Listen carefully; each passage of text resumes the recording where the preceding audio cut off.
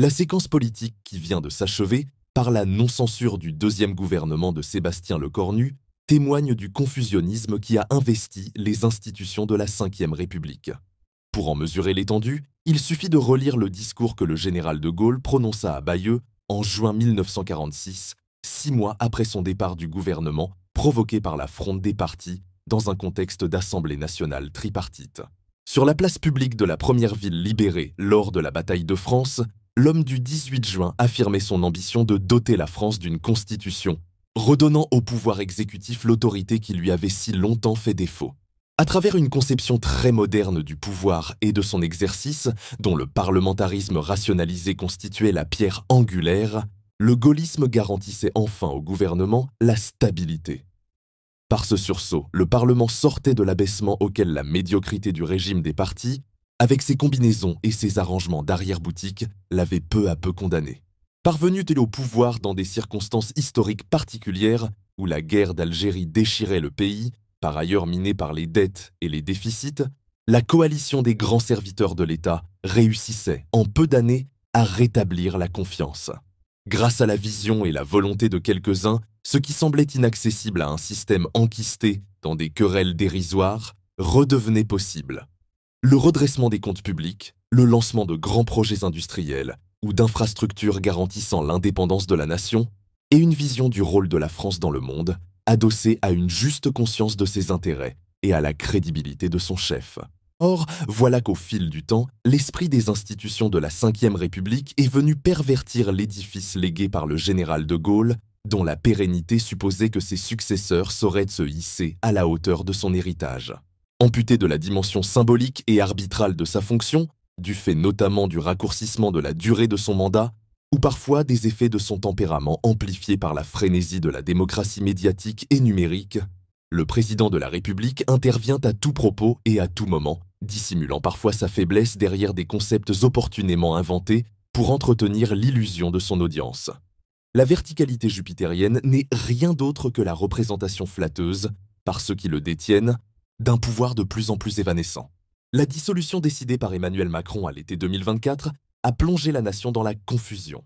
Incomprise dans ses motifs et hasardeuse dans ses conséquences, elle a installé, au cœur même de la représentation nationale, le retour des mœurs politiques qui avaient conduit le régime des partis à sa perte, et bien plus grave, l'autorité et la continuité de l'État à leur effondrement. Plus faibles qu'ils ne l'ont jamais été, les partis dits de gouvernement sont dotés de chefs qui aspirent tous à présider, mais parmi lesquels rares sont ceux qui se montrent prêts à gouverner. Quant au gouvernement, ils se succèdent à un rythme qui illustre à lui seul un affaissement institutionnel et politique dont le pays et son peuple font les frais. Dans un tel contexte, quel chemin se présente à nous? Certains considèrent qu'il faut précipiter les échéances électorales pour sortir de la crise. Ceux-là, qui se situent essentiellement aux extrémités dégagistes du spectre politique, escomptent que la crise, si elle devait s'accentuer, viendrait conforter leurs résultats électoraux.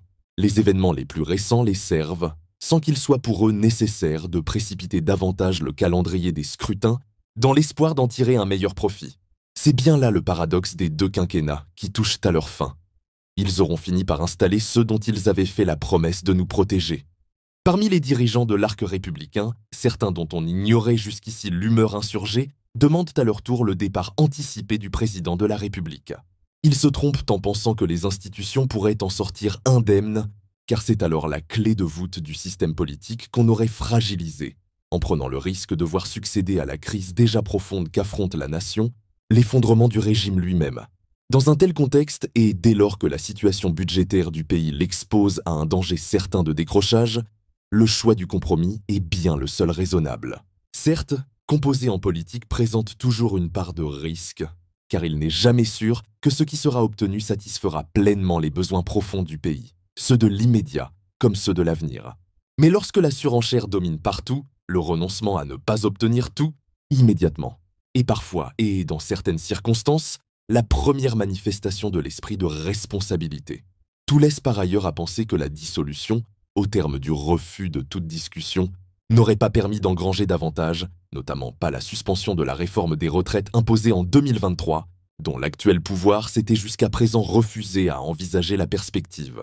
Pour rendre le compromis possible et donner au débat parlementaire Le soin d'en préciser le contenu, le gouvernement s'est engagé à ne pas utiliser l'article 49.3 de la Constitution lorsqu'il s'agira de faire adopter la loi de finances pour 2026.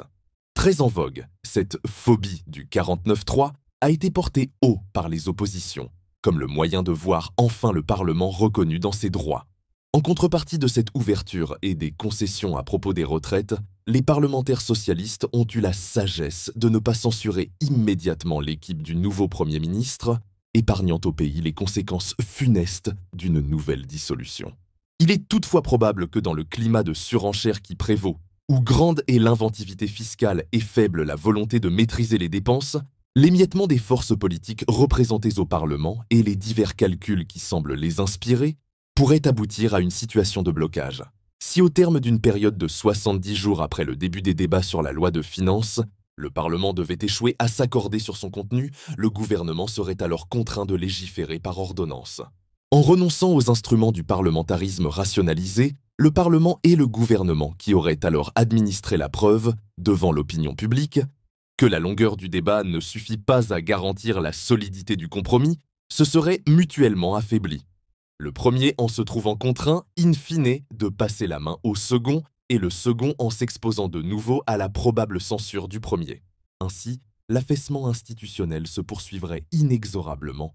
L'aveu République, alors ballotté comme un fétu de paille, ressemblant de plus en plus à la 4e République finissante, amputée toutefois de ses talents.